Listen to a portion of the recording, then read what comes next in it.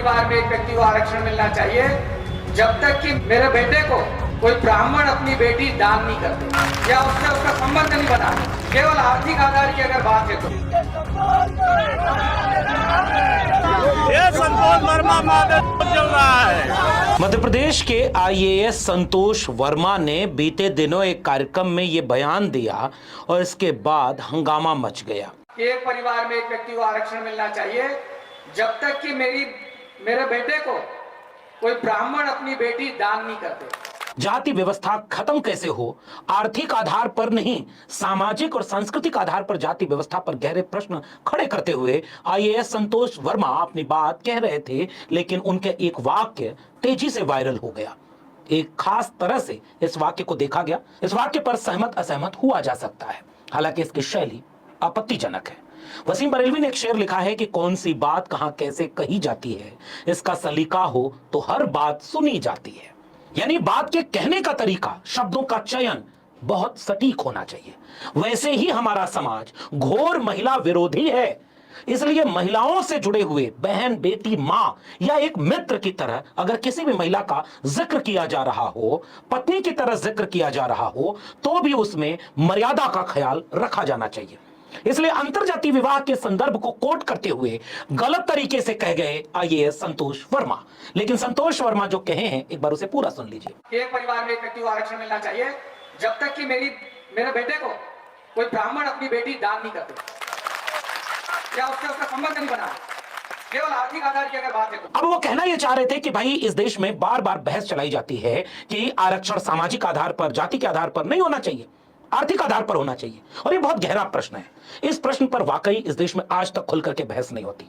जाति के नाम पर इस आरक्षण का विरोध किया जाता है। खासकर महापंडित राहुल सांकृत्यायन से लेकर के वीपी सिंह तक बहुत कम सवर्ण ऐसे होंगे जो समाजवादी होंगे, संविधानवादी होंगे, और हैं, हम उन्हें सैल्यूट करते हैं, हम उन्हें वैचारिक साथी मानते हैं।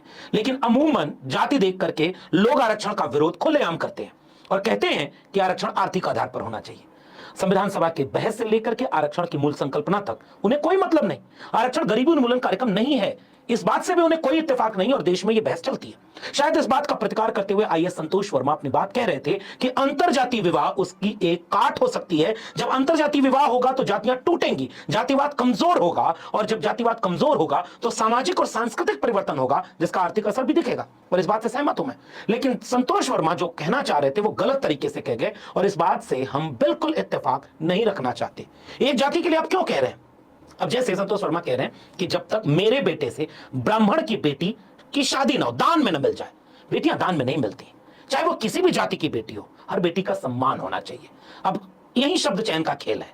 कितनी भी बात, बाबा साहब डॉक्टर अंबेडकर से जो एक बात सीखनी चाहिए, और तमाम लोगों से जो एक बात सीखनी चाहिए पूरे सामाजिक न्याय के हजारों साल के संघर्ष में, कि शब्दों का चयन ऐसा किया जाए जिससे अपनी बात सीधे संप्रेषित हो, अर्थ का अनर्थ ना हो जाए, और सामने वाले को मौका मिल जाए कि आपके मूल संदर्भ पर बात न करके उस संदर्भ को ही गायब कर दिया जाए। बात इस पर नहीं हो रही कि अंतर्जातीय विवाह इस देश में होने चाहिए कि नहीं होने चाहिए। अंतर्जातीय विवाह पर इस देश के बड़े बड़े महापुरुषों का विचार क्या है। अंतर्जातीय विवाह इस देश में प्रवृत्ति बढ़ रही है समाज में कि नहीं, और अगर प्रवृत्ति बढ़ रही है तो समाज उसे स्वीकार कर रहा है या जाति की मूंछ का ताव देकर ऑनर किलिंग कर रहा है, खाप पंचायत लगा रहा है, या घर देश निकाला कर दे रहा है। इस पर बात अब नहीं हो रही। बात यह हो गई कि ब्राह्मण का अपमान हुआ और उसके बाद सोशल मीडिया हैंडल्स भर गए। सीधे इस तरह के मामलों पर जब एक सवर्ण का अपमान होता है, जो कि गलत है। देखिए भाई, बाबा साहब के संविधान को मानने का मतलब यह है कि मिटे गरीबी और अमीरी, मिटे चाकरी और मजबूरी, दो बातें हैं मोटी मोटी, सबको इज्जत, सबको रोटी। ये समाजवाद की, सामाजिक न्याय की और संविधानवाद की लड़ाई है। यही फूले अंबेडकर पेरियार का मिशन है, यही इस देश के मूल संकल्पना जो हमारी बात है। और इस बात के लिए हम कहते हैं कि हम चाहते हैं कि जिसे वर्ण व्यवस्था में शूद्र कहा गया, अपमानित किया गया, वो अपमान अब नहीं चलेगा, क्योंकि बाबा साहब का संविधान है। तो जितना सम्मान एक सवर्ण का, एक ब्राह्मण का, क्षत्रिय का, वैश्य का है, उतना ही सम्मान, बराबर का सम्मान एससी एसटी ओबीसी माइनॉरिटी का होना चाहिए।